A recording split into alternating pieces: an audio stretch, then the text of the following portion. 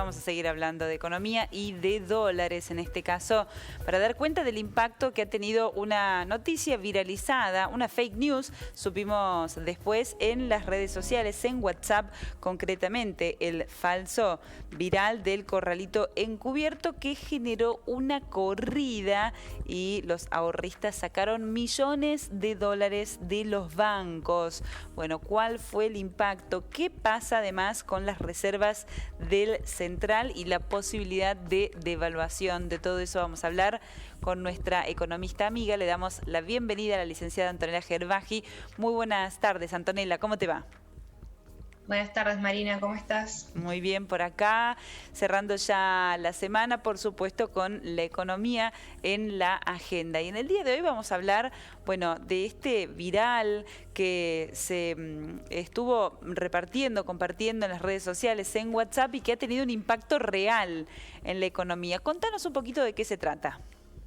Sí, este viral de fake news le costó al Banco Central 400 millones de dólares, así que fue bastante impactante en 3 días nada más. A mí me llegó por varios canales, varias personas me reenviaron este mensaje que decía que iba a haber un corralito y me preguntaban, ¿Anto, esto es cierto? Y me fui a leer directamente la resolución del Banco Central. El problema acá es que la resolución del Banco Central lo que decía es que los bancos no podían tener en su patrimonio posiciones netas en dólares. Se malinterpretó la resolución del Banco Central y empezó a circular esta fake news que decían que todos los dólares iban a entrar en un corralito, que si tenías depósitos en dólares saques turno en el banco y los saques. La verdad que fue una fake news que se hizo bastante viral, como bien contábamos, pero todo esto fue a raíz de una mala interpretación de una medida que sí tomó el Banco Central, pero que era para impactar solo sobre el patrimonio de los bancos, que son medidas que se suelen tomar. La medida esta decía que del 4% que está, según regulaba el Banco Central, los bancos podían tener en sus posiciones netas dólares, ahora tenían que llevarlas a cero. Que eran medidas que hasta los bancos mismos se las esperaban por esta caída que venía causando en las reservas. Pero esto no tiene nada que ver con los depósitos en dólares, porque los depósitos de los privados en dólares en los bancos no son parte de los patrimonios netos de los bancos. Eso es el punto clave para entender la resolución. Esto fue tan así, tanto fue la corrida que hubo y la viralización, que el mismo Banco Central tuvo que emitir un comunicado para desmentir esta fake news. O sea, fue algo súper importante. Esto ocurrió entre los primeros días de esta semana. Y la verdad que yo me pregunto, ¿debería hacerse una comunicación bastante más fluida para evitar estas fake news también? El Banco Central, si bien escribe de una forma legal sus comunicados, y es lo correcto, quizás hubiera estado bueno que esté acompañado de algo para el público que no entiende esos términos de abogados, ¿no? Como se dice, y nos hubiéramos ahorrado este gran dolor de cabeza que hasta mismo la gente, los políticos tuvieron que salir en las redes sociales a hablar de que esto no iba a pasar, que no iba a haber un corralito. Todo el arco político estuvo de acuerdo en salir a respaldar que no tenían que tener miedo la gente, porque no se estaba hablando de los depósitos de los privados. Claro, Antonella, bueno, además, sí. en el marco de un aniversario, del aniversario número 20 del corralito, bueno, ha tenido un impacto importantísimo. ¿Más de 400 millones de dólares se retiraron? Sí, exacto.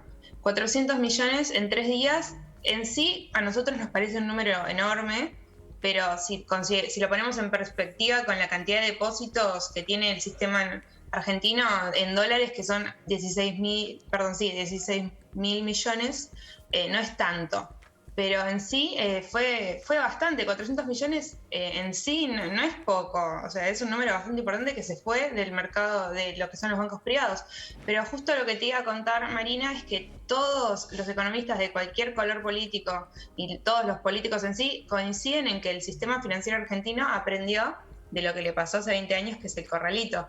Y es verdad que todos los diciembres, no sé si todos, ¿no? Pero muchos diciembres vuelven estos fantasmas, que es totalmente coherente, ¿no? Porque tenemos una historia de los argentinos y el que se quema con leche de la vaca y llora, y eso es cierto, pero se aprendió de ese error que ocurrió y ese trauma, digamos, que ocurrió hace 20 años del corralito, y se efectuaron medidas súper duras. Nuestro sistema está bastante regulado en ese sentido de que los bancos no puedan prestar más de lo que puede lo que pueden llegar a respaldar si la gente quiere ir a sacar sus dólares. Esto es tan así, Marina, te cuento que si un banco quiere prestar dólares, sí, solamente se los presta a empresas, primero empresas que pueden generar dólares, o sea, exportadoras.